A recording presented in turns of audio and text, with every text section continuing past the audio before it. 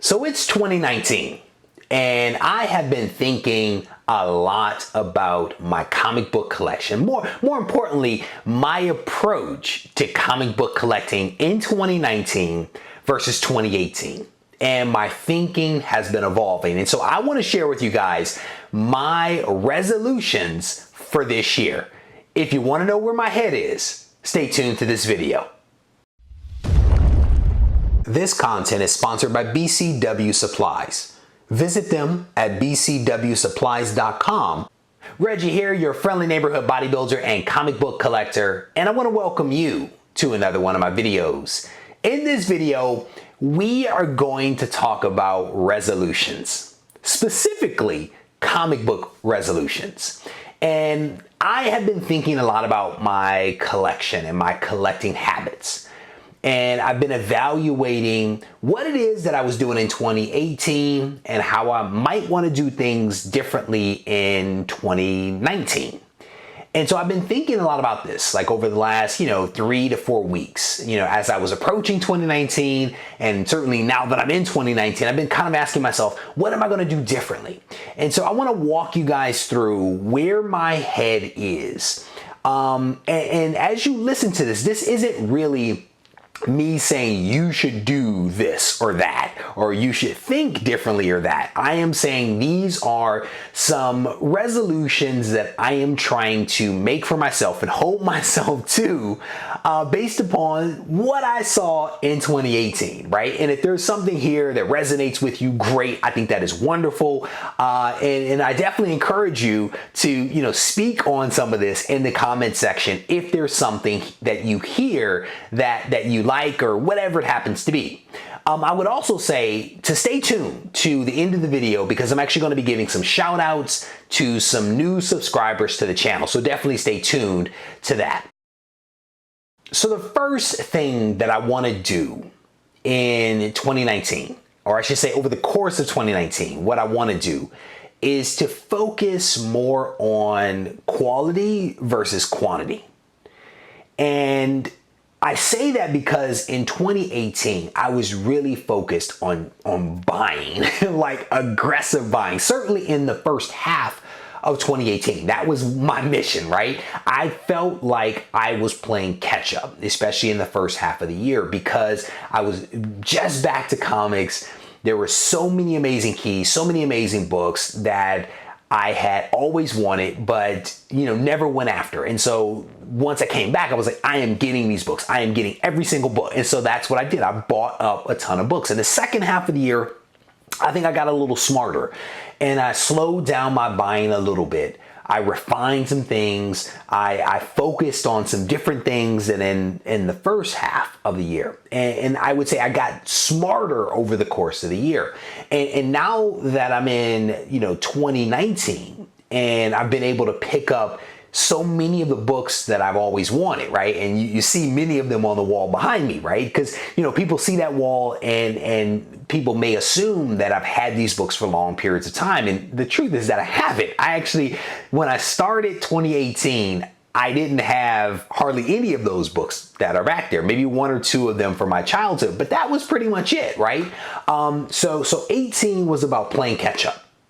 And now I feel like I'm caught up. I feel like my collection is a respectable collection for me. Like I feel like my collection is a good one. And it's not about what people have said to me or the values of the books. It just, I feel like my knowledge base, my understanding, the books that I actually own, I feel better about where the collection is as a whole. And so as I'm thinking about 2019, what I want to do is to really focus on books that I really want. And that's not to say expensive books, but it's to say that I want to focus on books that I really want versus books that I feel like I need or should have. And so an example of that is that I recently picked up, the full Todd McFarlane run of Amazing Spider-Man, right? Not many of those books are expensive because I already owned most of the keys. But there were a lot of books that McFarlane worked on that are really good books, awesome covers. And so I wanted to get those books. So I have. And there are other, I would say, other books that I want to pick up that aren't necessarily, again, pricey books, but are good books nevertheless. And then there are also some really pricey books that I'm hoping to focus on, but it's really about quality and not necessarily quantity at this point for me. So the next one is, it's a tricky one. It's a tricky one. I'm going to split a hair. I'm going to split a hair big time on this one. So what I want to try to do is to not speculate after the train has left the station. And what I mean by that is, I am still going to try to anticipate what books may go up that I want. And I will try to anticipate that if I want, let's say book X and there is rumor of a movie coming out, I'm going to buy book X because I want it. And so by anticipating what could happen that would influence the price of that book, I am going to anticipate it and try to get book X before that event happens that drives that book out of my price range. And hopefully that makes sense, right? It's really about trying to be smarter about the books that I'm already planning to buy and to buy them at the lowest possible price versus after something happens that drives that price up. Maybe that's a better way to explain it. And so what I mean by speculate after the train has already left is I want to see what's happening. I want to be aware of what's happening in the market, and I wanted to go after the books in a smart way versus the trailer has already dropped. The book is up 30%, 40%, and now I'm buying it. I want to avoid paying more for something than I should based upon some hype that has happened to that book, right? Whether it be a trailer or the book comes up on a hot list or there's a speculation video or whatever it is. I want to buy books smartly, and that's kind of what I mean. And it's a splitting of a hair, yes, I know, but the goal is to, if I'm going to speculate as smartly as possible. My next resolution is to cut back on new books. And I want to cut back on new books, not because new books are garbage, because I don't believe that. I think that there are some quality books that are being produced right now by some talented artists and some talented writers. But in order for me to obtain some of the books that I really want, I have to focus my energies, efforts, and resources in that direction versus diluting those efforts and energies by picking up books on a weekly, bi-weekly basis, whatever it is, right? So by not going after new books, it frees me up to really focus on those books that I really want. Now, I've already closed out one pull list, and I did that right at the beginning of the year. I actually closed out a pull list with one of my shops, basically shut it all down. And one of the other shops, I actually trimmed my pull list. And I have one more shop to hit where I may trim that pull list down even more. And so the goal is to get it, I think I'm roughly at like 4 titles as it is. I may swap a title out, but I'm roughly at 4, maybe 5 titles. But the goal is to keep it tight, to really keep it focused on a couple of cool, modern books that I can still pick up, that I still have a real interest in. So that's where I stand with new books, not because they're bad, but because they dilute my energy, efforts, and resources. The fourth resolution that I have is to not participate in any raffles, no raffles of any kind. And again, this is not judgment on those that do raffles or those that participate in raffles, but I did a couple of raffles in 18, and I realized that they're not for me. I am not going to do raffles. I don't follow people that do raffles because I don't need that in my life. That enticement it's there, man, and it's there when you're like, I can spend $5 or $10 and get that book. So I did maybe maybe 3 of them in 2018, and I am done with that. I will not go back. I will not do raffles. So the last resolution that I have, and if you watched some of my videos recently, you kind of know this already. One of the things that I want to do that I've kind of been doing and I kind of dig is trading with other members of the comic book community.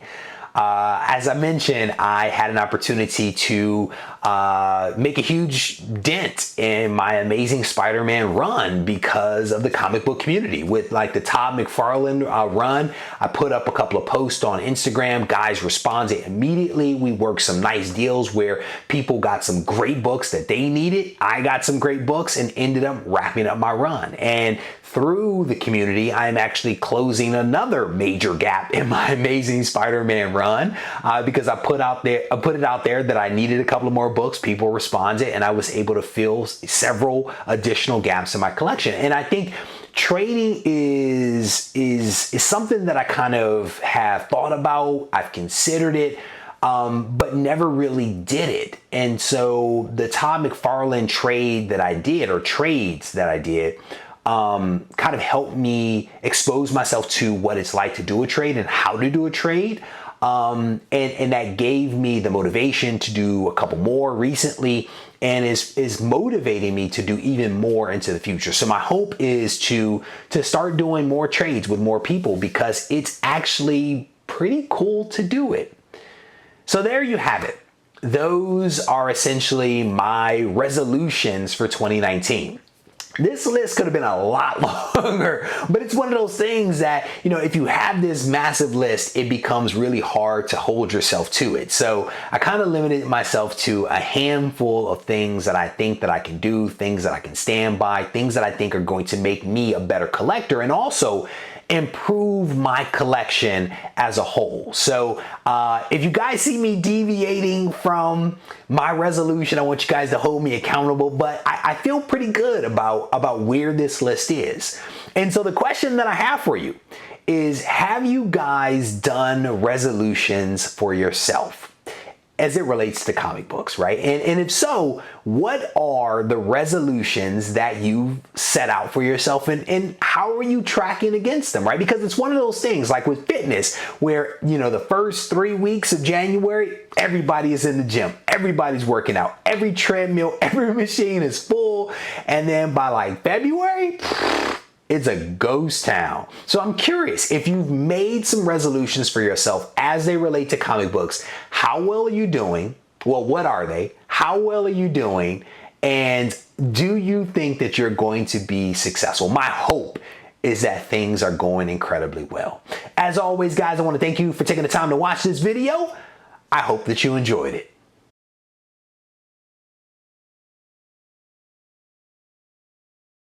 Be sure to visit BCW Supplies to learn about their more than 950 plus products for collectors. Products include card sleeves, display cases, comic bags, storage boxes, and gaming folders, just to name a few items. Head over to BCW Supplies today for more information.